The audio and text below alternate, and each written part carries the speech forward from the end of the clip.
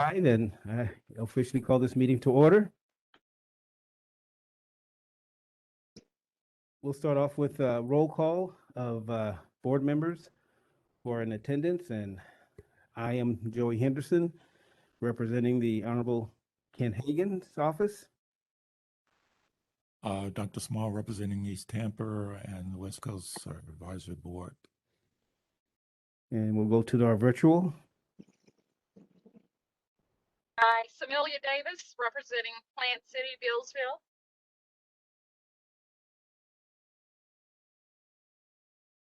William Thomas, Jr., representing the City of Plant City.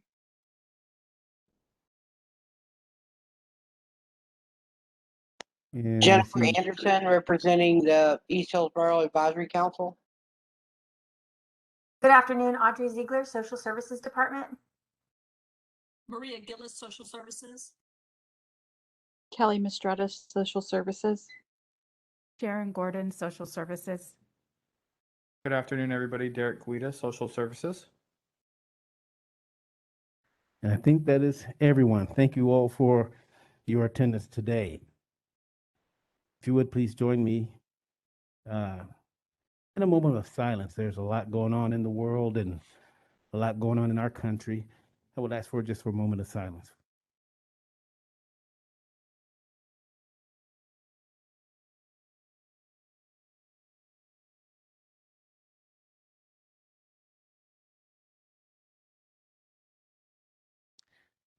And we pray for a productive meeting as well today.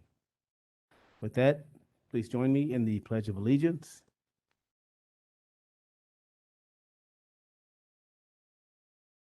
I pledge allegiance to the flag of the United States of America, to the republic for which it stands, one nation under God, indivisible, with liberty and justice for all. Thank you. Dr. Smalls, could you please read the mission statement for us, please? Sure, I'll be more than happy. Hillsborough County Community Action Board partner with community stockholders to stabilize and empower valuable individuals and families to achieve self-sufficiency through advocacy and central service. Thank you, sir. And going on down to our consent items, you see that we have just the board attendance. With that being the item under consent items, do I have any objections? Okay, then we will just leave that for your information. We'll go ahead and move on down to standing committees. The executive committee, we did meet, of course, you all know that, last month. And we just had some items that we are going to be discussing from that meeting and of course from our board meeting that needs to continue. With that, I'll go ahead and ask Mr. Thomas if he has any report for the bylaws committee. Thank you, Mr. Chair. This is William Thomas, City of Plant City. I have nothing to report regarding bylaws committee. We're just going to move forward on what the expectation of plans are for the upcoming board meeting. But again, just as a follow-up, there was no change or questions regarding bylaws. Thank you, sir. And why don't you go ahead and continue there, Mr. Thomas, with your budget and finance committee. Budget and finance, oh, the fun stuff. Oh, yeah. So staff has been working diligently. Please pay close attention to those who are in on the call, as well as myself, on the attachments. Don't want to rehash it, regurgitate it again. Staff has worked diligently on the as far as the budget and finance piece involving proposals, which is on the top of the list for the board to try to take some action on in the upcoming couple of weeks.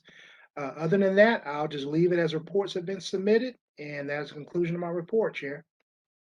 Thank you, Mr. Thomas. And we will have an update on the CSBG budget modifications here shortly. Let's move down to Ms. Anderson. Planning and evaluation. Okay, can you hear me? We hear you well, thank you. Okay, great. All right. I apologize. The planning evaluation committee, we met last week, I believe it was. I apologize. No, it was the week before last. Had to be. But anyways, we met and had, you know, the proposals had gone to budget and finance.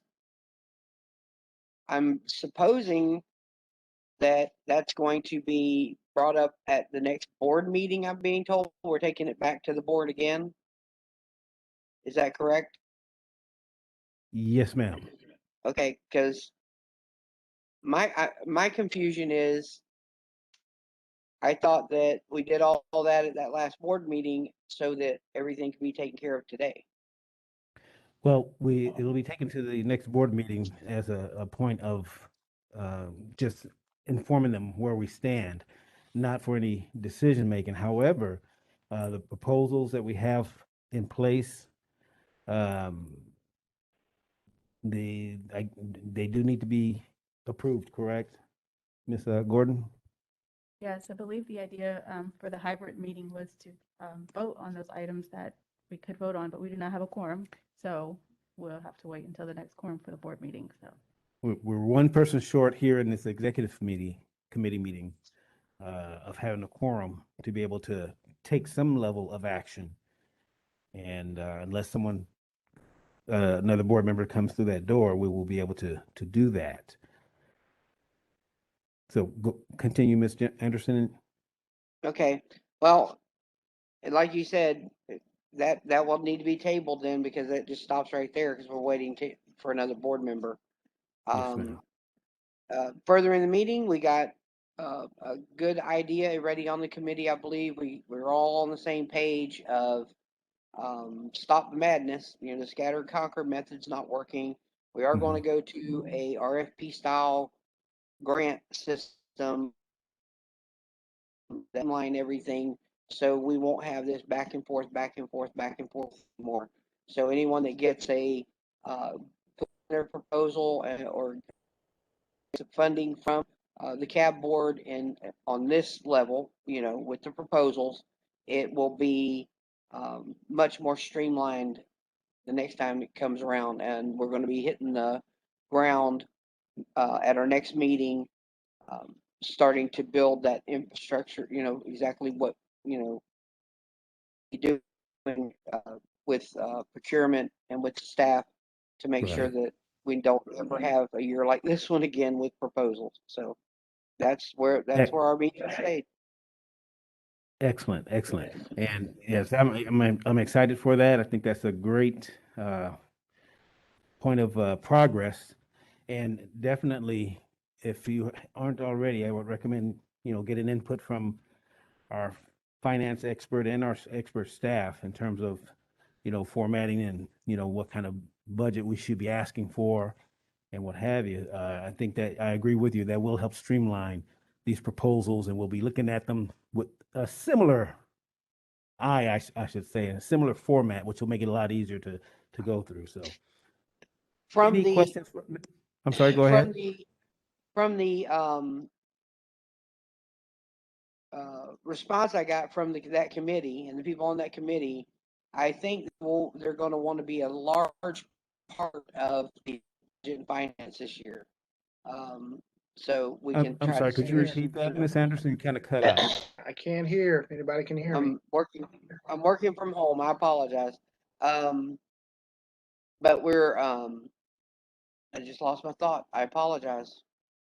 Well, You were making a comment about that the board wanted, or the exec committee wanted to be a large part of. Oh no, not the executive committee, the planning evaluation committee. When we meet to do the budget and everything, they want to be more hands-on and understand it more, because I think that was a large part of it. There's a lot of some of the committee members. You know, we're new and trying to get their legs, ones that were very participating quite a bit. But, you know, just the fact that, you know, when budget and finance comes up, we need to be in that room and understanding more about what's going on with these proposals. That's all. That's all I'm saying. Great But suggestion. everyone seems to be on the same page, and it seems like it's going to be a really great undertaking to make those changes, but it'll work out great for everyone. So if anybody has any questions other than that, that's it for me. Any questions for Ms. Anderson? And let me just jump back up. Were there any questions, and forgive me, Mr. Thomas, were there any questions for Mr. Thomas with regards to bylaws, budget, and finance? Okay, being there or none, I don't believe Ms. Cedano is with us today. Do we have any insight, Ms. Gordon, regarding the PIC? Yes, they are reviewing the 2022 CAB scholarship applications and making some revisions to it. And then we discussed the meet and greet. We will be reaching out to the students to see who would be able to participate in a future meeting. So we're in the process of planning the meet and greet for the CAB board meetings. Thank you very much, Ms. Gordon. Let's see, Dr. Hall, nominations and membership committee? Dr. Small. Dr. Small, I'm sorry. Yes, we did meet, we discussed the two nominees for the committee. One has already been approved by the Hillsborough County School Board, and I think we're just waiting to get to the board meeting itself so that we can finalize that.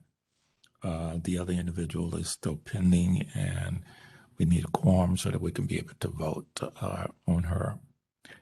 Other than that, that was pretty well that. I joined in a little late, that I was having problems with my phone, but I was able to get in. So I think a few things was discussed prior to me coming. Excellent. Let me ask Dr. Small, so Dr. Felita Thomas will be representing Hillsborough County Schools. And I don't know if you would know this answer or if our bylaws member would know the answer or staff. With the school board, do they have a permanent seat on the Community Action Board? They do. They do. So there's really not a need to vote on that individual. So who they appoint, we accept. Just trying to understand. Yeah, I guess you could table it that way as an acceptance, but it still needs to be voted on for like having the record of approving all board members coming on board for like DEO and org standards purposes. Okay. All right. That answers my question. Thank you. And then, of course, Rachel Thompson from Feeding. Right, Feeding Tampa Bay. Okay. And she still is in the pending position. One of the things I think we are trying to do is because of the fact that the young lady, Mrs. Thomas, is with the Hillsborough County School Board, we're trying to get her into the system so that we can actually vote because she's a permanent part of our board itself. And the school board has a permanent position on the board. So we're trying to make sure that, we jock and she can, come aboard. So I think the full board, once we get the quorum at the next meeting, the full board should be able to vote if we have the quorum. Thank you, sir. That's my understanding. That is correct. Thank you very much, sir. Any questions for Dr. Small? Okay, being that there are none, we'll go ahead and move on down to unfinished business, beginning with the agency proposals, and we chatted a little bit about that with Ms. Henderson, and that again, the proposals have to be approved. But let me, if the members don't mind, let me go ahead and jump down to the CSBG budget modifications and the report with regards to Parks and Recreation. And I will turn that over to staff.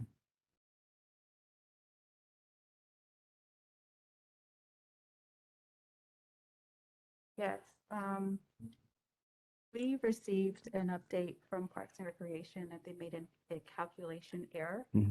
Please pull your microphone a little Oh, closer. you can't hear me too well? Okay, sorry about that. Thanks. So we received a notice from Parks and Recreation that they made a calculation error for their for their projections through March 30, 2022. It was 17,000 the projection was 17,490. However, when they went back and reassessed, actually it increased to $40,460. And their new site, Kinley, they are consistently receiving new enrollments of families who would be eligible for the CSBG grant. So based from the correspondence that they sent to us, they will not have any issues spending their budget. So what that basically means is that, I believe it's that 29,460 that we were looking to move. Mhm. move over, and then, and as you can see then on the budget form, as far as is that the CSBG budget that was actually moved down to youth development. So that actually kind of throws a little bit of a wrench into the planning efforts that P&E, Planning and Evaluation, has done with regards to the proposals and trying to increase funding for these organizations. So with that, I just want to open this up for discussion and any recommendations. This is William Thomas, City of Plant City. Right ahead, Mr. Thomas. If I may, does anybody else have their hand raised? Oh, yes, Maria Go Gillis. ahead. Go ahead. I'm sorry. I defer. No, go right ahead. All I wanted to say is, since we still have sufficient funding in the CARES education, I think the bottom line is that we still could fund those three at the amount that was recommended. We would just need to adjust the modification. So if this executive team wants us to do that, Kelly can go back and make those adjustments and still fund them if that is the will of the board.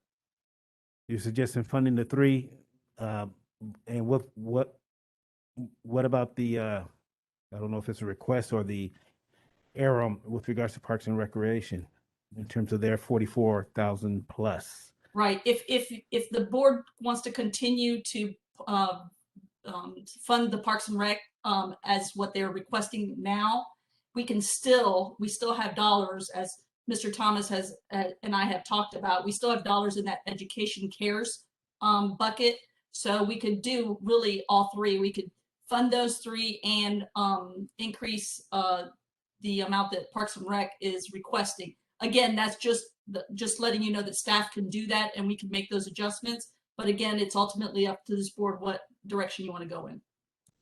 Okay, Mr. Thomas.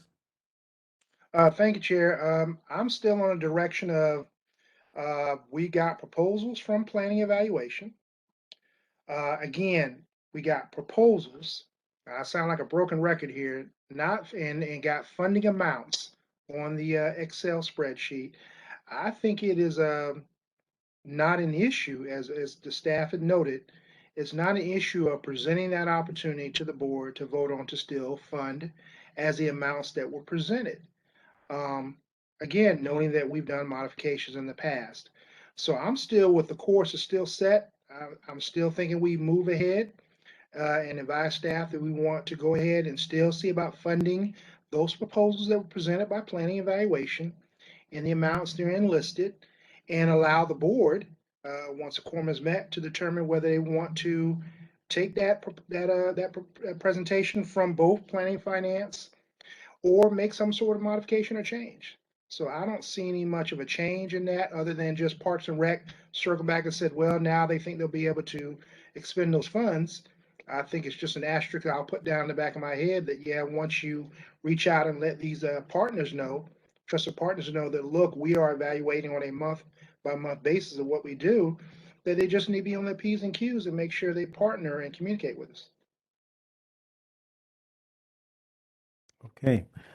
So Ms. Gillis, I think Ms. Mistrada's on the virtual as well. So you're saying basically that we do have other resources where we can refund or put the funds and meet the expectations of Parks and Rec at the 47.4? We would just use a higher amount, the 29,000 that we were expecting from Parks and Rec. We would use it out of the CARES dollars to supplement it. But again, it's up to this board. Or we can go back and tell Parks and Rec, no, you gave us you know, that amount, and that's what we're going with, and we're sticking to it. So again, this board has some leeway on how they want to go. Dr. Small, you have any comments on that?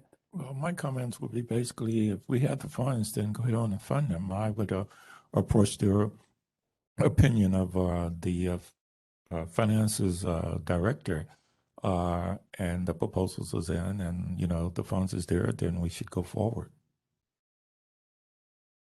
I agree with that. This is Amelia Davis. I Ms. don't have a Amelia? hand. I don't have a hand to raise because I'm driving, but Don't raise your hands while you're driving. I'm not gonna raise. But I do agree with what Dr. Smalls just said. I do feel that if the funds are available and staff has stated that they are, that we should fund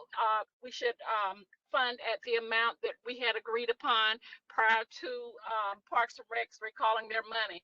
Let Parks and Recs have their money, and we can take the money from the CARES grant. Thank you. Okay. Thank you. And my hand has been raised, but I'm gonna jump on in there.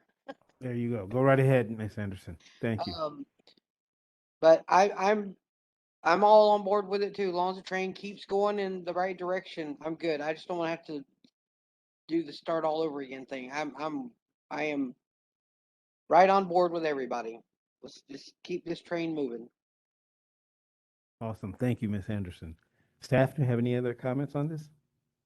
I just had one comment. Mhm. So originally, from how I'm reading this budget, is that the 29,460 that we were going to take from Parks and Recreation was going to be moved to youth development to increase it to 58,889 to fund the CDC.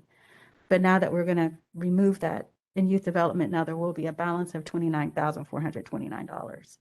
No, Ms. So there Gordon, will be. Ms. Gordon, we'll let Kelly work on the numbers. It will zero Okay. out. Okay. All right, then there we go. I just wanted to make that known. But okay, there's a plan. So thank you. Okay, thank you. And Ms. This Machado, is, your dinner tab seems to be getting larger and larger every time Ms. Gillis says that. I'll just keep adding to my list.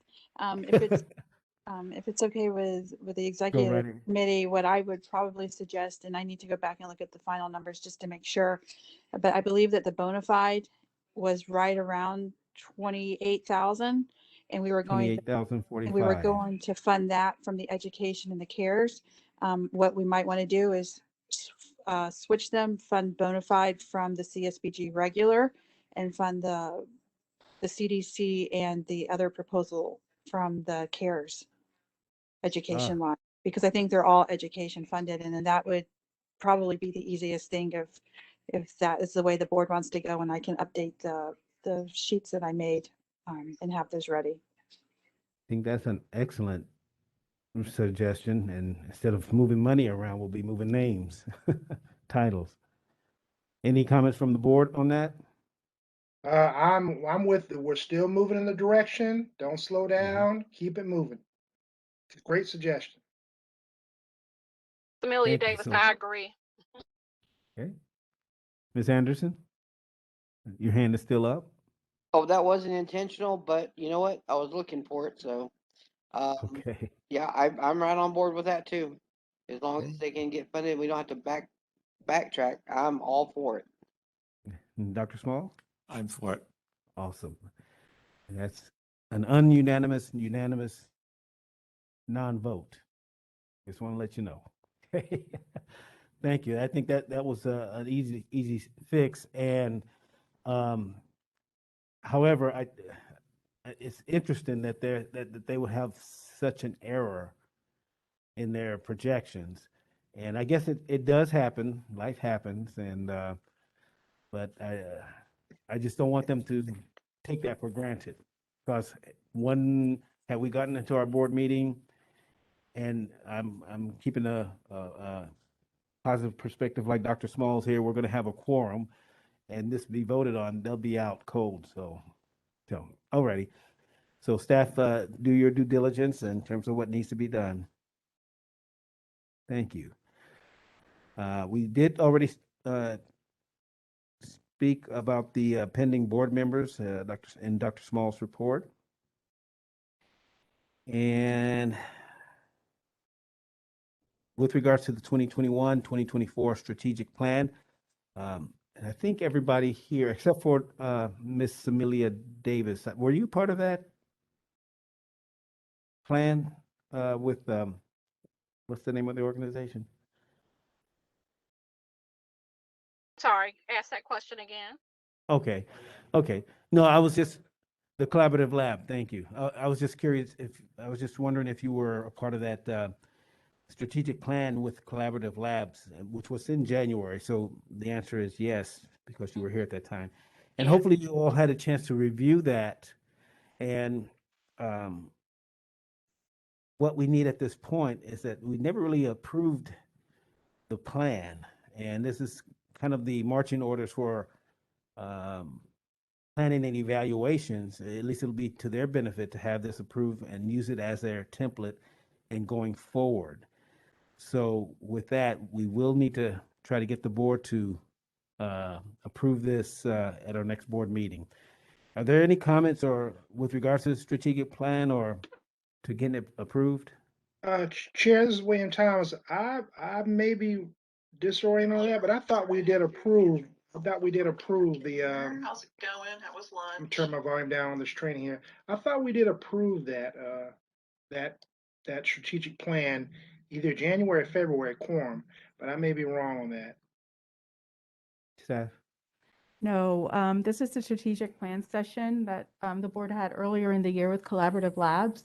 So we've formatted it into like a strategic plan, taking all that information and compiling it into one document. So we're just waiting on the board to approve it so that it can become official. Okay, so Sharon, we didn't do that in November, December. We did that in January. We didn't, it has not been approved by the board. But I'm Yes. asking, did we do the collaborative lab in November, Yes. December? Yes, I'm sorry, I misunderstood. Okay, all That right. was in Okay, just January. want to make sure my timeline is right on when we did it. Because I Yeah. know we approved to fund it. We did it. And Mm-hmm. just, it's just a little interesting to me why, yeah, we weren't able to approve the strategic plans, accept it.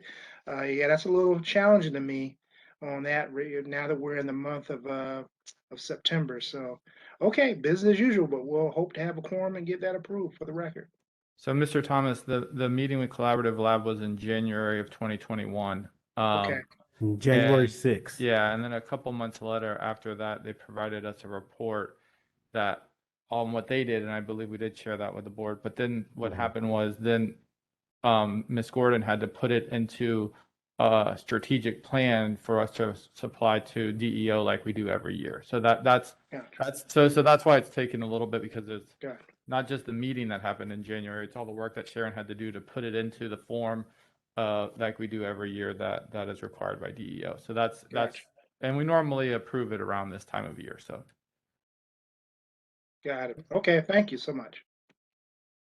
Thank you. Any other comments or questions? I know I kind of enjoyed going through that and looking at the illustrations and looking at the comments that were made. So if you haven't read through it again, I would encourage you to do that. And again, Ms. Anderson, I would encourage that this be used as the template in moving forward with planning and evaluation. Let's jump on down to our final unfinished business item, which is the 2022-2025 Community Needs Assessment. Ms. Gordon? Yes, and actually, I wanted to touch on the advisory projects as well. Oh, did I jump over that? Right. Oh, I certainly did. My apologies. But I'll speak to the community needs assessment as you requested. We are in the planning phase. Our needs assessment expires May 2022. I believe it's May 2022, the current one. So we are in the planning phase of the strategic plan to actually execute the surveying data collection part starting in October or November. And as we progress further, we'll keep the board updated, and I'm sure at some point you'll also have some involvement when we get to focus groups. Okay, and that was going to be my question in terms of what do you need from us as board members? So, and when will that be? You say the planning phase will begin in October, November area. And when will you need input from board? After around that time to get, so we'll provide more information, the projected timeline of how we'll go about executing the plan. One thing that we're doing differently is we're doing it internally this year. So we're not Right. contracting. So this is, so We'll save a little money. yes. Okay. So- Okay. Plus, if I remember correctly, it's the HR staff person, Hillsborough County staff person that's working with you? No, actually, I reached out to the Orange County Community Action Agency. They're another public agency. Right. And they did theirs internally for the first time. Also, their latest strategic plan, when previously they worked with vendors. So I was able to get some really good information from them. Mm-hmm. And I've reviewed their document in addition to other strategic plans in Florida and throughout the nation. And their plan looks solid. I like it. So we'll pull pieces from there, and then what USF put together for us as well. They did a lot of research. So we look forward to producing a really good document. So, Okay. And being that it's going to be pulled internally, how's that going to impact staff time? we'll be busy. You'll be busy, We'll be busy. but will it be an overload? It's a question. We're not quite there yet, but I'm sure that as we progress through it, we'll have more information on how that would impact the resources. Okay, very good. Thank you. Any questions from Ms. Gordon regarding the community needs assessment? Okay, and then let's go ahead and jump back up to the advisory projects. Yes, the advisory councils, they had until September 15th to actually submit their proposals, but two councils would need an extension. The West Central Advisory Council actually stated they would need an extension. But the South Shore Advisory Council, they submitted their proposal on the deadline of September 15th, and they're ready for it to get approved. We were able to tie their project to a NPI, and their proposal seems solid. It's their project is like $3,100. So my question is, I could include that proposal in the September 30th board meeting, and if there's a quorum, the board can approve it so that they can move forward with their project. Or does it need to be vetted through the Planning Evaluation Committee? I don't think that it's necessary to add that layer to it, but what is the will of the board? Ms. Anderson, are you okay with us moving forward and presenting this to the board? Presenting South Shores on the day of the CAB board meeting? Yes, ma'am. No, sir, I don't have an issue with that at all. Okay, perfect. And I agree that this will help expedite things, and good kudos to them to be able to get this in on the deadline. But again, we know things happen along the way, and I'm sure the other advisory projects will come through. So right now we have, how many advisory boards will be submitting projects? Well, Three. We have three. Three. Yes. Yeah. So we're waiting on the Plant City Mhm. and the West Central Okay. Advisory Councils. West Central. Can you give us an insight in terms of what's happening with the UACDC? Not UACDC, the University Area Advisory Committee. I mean, I know that they don't really have one, but There's only three right now, the West Central, Plant City, and South Shore that we currently work with. right. I could be mistaken, but maybe there was one years ago, but not now. So there isn't. Okay. Any plans to try to get one? Do they need one? I mean, they do operate in a low-income challenged community that's slowly turning, but I'll defer to Ms. Gillis. I could be mistaken. I believe there was one years ago, but I don't know. I was here years ago. That's what- Mr. Henderson, we did attempt for years and years to get one together. Mhm. Because University Community has so many other resources. They have the University Community Resource Center. They have the University Center. They have so many other resources that it was hard to get a member or a committee together. So they do projects, but it's outside of community service block grant. Very good. Thank you. All right. So that, I think we're done with all of our unfinished business at this time.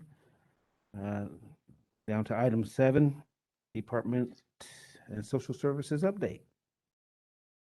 Ms. Gordon, I do not have anything additional to add. Thank you. thank you. Ms. Gillis, No, sir. I think this has been very productive. Thank you so much. thank you. And our fearless leader, Ms. Audrey Ziegler. I'm certainly not fearless. Thank you, everyone, for meeting today. Hopefully we can have a quorum at our meetings going forward. And Mr. Henderson will continue to work with you and, think of different options on how we can make that happen. As far as county-wide goes, we're working with our staff and trying to ensure that everyone takes advantage of the opportunity to get vaccinated. So we're hoping that that certainly helps us return to some more, normalcy and in-person operation. So from a high level, working with the county leadership, that's what we're focused on right now, in addition to administering the emergency rental assistance program. We're still consistently receiving over 800 applications a week. And so we have staff operating the CSBG grant, the LAHEAP grant, LAHEAP Cares, CSBG Cares, our ad valorem funding. We have our call center going, the Ernst & Young call center. And we're also working, because it's active hurricane season, we're actively working with our emergency support function 6 to expand our efforts for sheltering with the Delta variant, should that become necessary, with a storm coming for this hurricane season. Mhm. So I'm available for questions if anyone has anything, but that's kind of it, overall. Thank you. Board members, do we have any questions for our staff? One question I do have, Ms. Ziegler, is with regards to the COVID testing. And I know that down in the Palm River area, the center there, or not the center, but I think it was a Parks and Rec location, they were doing a wonderful job. I had to stop there after I attended a conference in Orlando, which ended up being a spreader. And fortunately, I didn't. I did most of my conferencing from my hotel room, but they seemed very efficient in that operation. But will testing continue on? As far as I know, working with Tim Dudley, our Emergency Operations Center director, he is working on multiple options to increase testing and increase vaccine sites as those become necessary for boosters. One of the sites they're looking at in partnership with Ms. Gordon is the West Tampa Neighborhood Service Center. And I'm not sure what else in the community. We were involved in that planning, and along with the Lee Davis Community Resource Center, because those centers, are under our operation. But I can certainly find out for the next board meeting and provide an update as to what the plans are, what centers or areas they're looking at. And I'd appreciate it, because and I know we put the manager's reports into the consent items, but again, if that's something that we want to hear elaborations on, by all means, exec team, don't hesitate to say, let's take something out and put it back into the regular agenda. So thank you, Ms. Ziegler, on that. Sure, and I'll add that to my update. So if you don't want to pull out the highlights report from consent, I'll have that item to cover and provide an update at the next meeting. That'd be awesome. Again, because we're in such a critical period with health conditions, and not only in Hillsborough County, but across the country. I think it's worth pulling that particular item out and talking about it. Will do. And if you still want to pull the highlights report out, I'm not trying to stop that process, but at least we'll have a placeholder for the update. Absolutely. And Mr. Henderson, I'll leave that as an update ongoing on my end until further notice. That way I can continue to provide those updates if they're helpful, and you all can share the information with the community as operations close or start to pop up. Excellent. Thank you. Thank you. For the good of the order, board members, do we have any for the good of the order? Does anyone have anything to share at this time? Yes, Mr. Henderson. I have Yes. just a concern. Yes, sir. Well, one second, Ms. Anderson. We have Dr. Small, and then we'll come right to you. I have a concern. Basically, my concern is that the board members and people that are doing the planning and submitting proposals and looking for them to be approved by fellow board members. Is there a way that we can call maybe board members to get them so we can have a quorum so stuff doesn't have to continue to be laid over and laid over for a period of time? Lots of energy and time is going into the work that they're doing, and there has to be an expectation about some of the clients that they're working on, and we, we're bored and we continue to push them back. Sometimes people don't understand that. But if there's a way that we can do that, I wish you can share that with maybe other board members so we can try to get other people to come in so that we can have that quorum so they can vote. That's my concern. Yes, sir. And I will share this with you. And I had spoken with staff, and we're kind of wait to see with the hope that we have a quorum at our next meeting.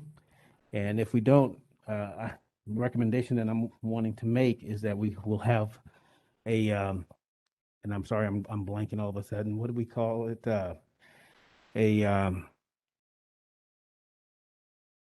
In-person outside meeting to vote on, just for voting, and it's a lot more concise terminology. I think Ms. Ziegler, you had shared it, but go ahead. But at any rate. Sure, Mr. Henderson, what we were thinking is that we would potentially host a meeting for voting on options outdoors. What that would do is, of course, provide the extra safety measures. We could still wear masks, we could still socially distance and have an opportunity to vote. The only thing that you would lose out on is the option to have the hybrid presence. So it would only be people that actually showed up in person. We don't have the option or the opportunity to replicate the hybrid virtual option, moving all the operations or the video technology and all audio and video outdoors. So, basically we would, have people sign up and show up to make sure if we do this, weather permitting and everything else, that we can get our votes taken care of. I think it's a great option. We would just have to recognize that anyone that didn't show up would not be in the know of what happened, and unless they, would wait to find out another time, or we could have staff send out an email. Thank you. Mr. Felita, would you find out how that works as far as publicly noticing something of that nature? Just so if we do opt to go that way, we'll have some more specifics as to what's involved with that. Yeah, I'll reach out to communications because I'm not aware of that. So I'll have to find out how that works. Okay. I think it's a creative option. It certainly will show DEO the links that we're going to make sure that we're in compliance and making sure that the funding is voted on timely. Thank you, Ms. Ziegler. So, Dr. Small, so we are looking at an option, and the idea is to try to bring the board members on to get their support and even come up with a recommendation. Ideally, my idea is to just have it somewhere central, maybe Ybor, so it's a little easier access for our friends from Plant City and those coming from other areas. But again, I don't want to make that decision. The staff don't want to make that decision. If we have to come to it, then we'll try to get recommendations, have some discussion, and then move forward. When we can probably get an idea of who is willing to do something like this and identify a date that's not common. It'll be abnormal type of meeting, or not our usual standard meeting. And we would just come together, have our list of items that need to be voted on, do the vote, and then we're conclude the meeting. That's fine. I'm just thinking, positive. I just think that, we have a requirement that we have to meet with DEO or DEO and other county, I guess, guidelines. And I'm just trying to make sure that some kind of way that we'll be able to achieve those in a timely fashion. Absolutely. So if something is being worked on, that's fine. Absolutely. Thank you. Just keep in mind, it's far less cumbersome if we could just get a quorum real quick in that room and take the vote. But nonetheless, we'll make every option available so that, like I said, we can be creative and meet the needs. Thank you, Mr. Smalls. I appreciate you bringing that up again. Anything you all can advocate for with the larger board will certainly help staff.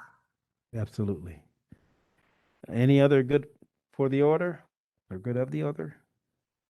I was just going to share that out in Plant City, we don't have COVID testing, so anybody that needs it has to go, of course, to Tampa. So we have been able to take care of that by Frontline. We've got a group of people together got them certified, tested to do testing in over here in East Hillsborough County. However, we will, like, if you have a church over there in Tampa that wants to do testing all at one time, we'll go to them. So we're actually have opened up to be able to serve the whole county. So if, you know, just making dates to have people there. So our it's available. It's no cost, which is the problem we're having over here in Plant City. Everybody's wanting to charge everybody an arm and a leg, believe it or not, for COVID testing, including doctors. So with that being said, if you know of anybody that needs testing or a group that needs testing, we have a program at Frontline that will send mobile testing to your site, or they can come call, make an appointment, and do it on our property. So that's it. That's great information in terms of the mobile testing from Frontline, Ms. Anderson. Ms. Ziegler, any way that we can have our resource center be a site to host COVID testing out there?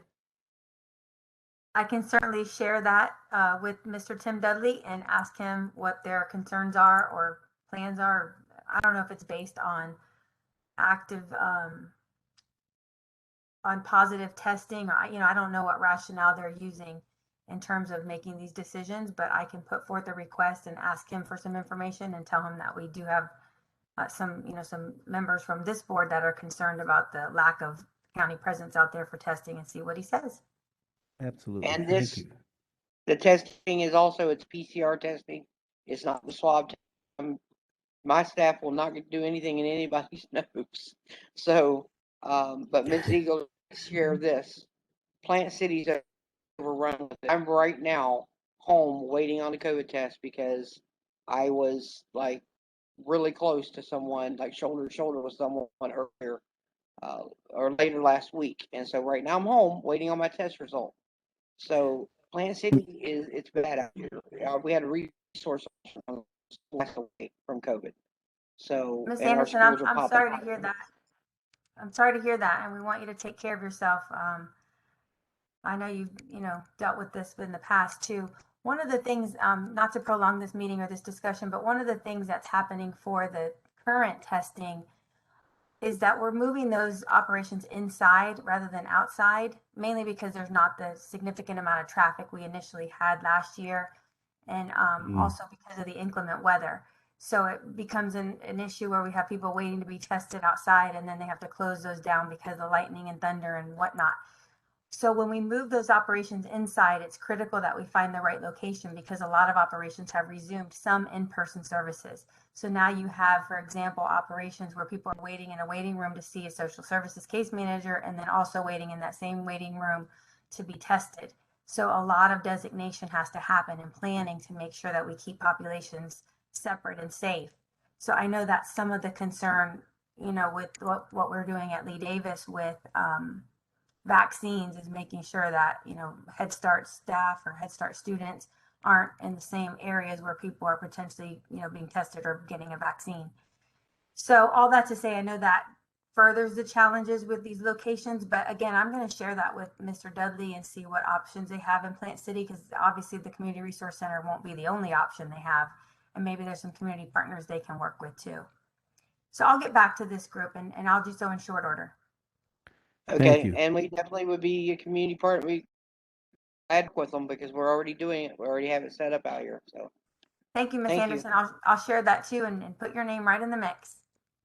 Also, Ms. Anderson, if you would forward, if you have a pamphlet or information with regards to the mobile testing and what Frontline is doing, forward that to staff and to share with the rest of the board. That will be very helpful. We absolutely will. We have one we use right now that gives date, times, and places. I have somebody create one in the next day and get one right out that just covers information. Very good. Thank you, ma'am. Mr. Thomas, anything for the good of the order? Yes, thank you, Chair. I just wanted to kind of piggyback on what Ms. Anderson was noting. If possible, I understand county's busy. I understand there's a lot of moving parts, but I always look on relationships and communication. The Plant City Family Resource Center, um, if there's an opportunity for Mr. Dudley or anyone in staff to include us on some communications as far as not all the details, because obviously that's something I just can't imagine someone doing, but definitely keep giving us a daily update on what's going on in the Plant City Resource Center. I think that kind of helps us in engaging with people in the community.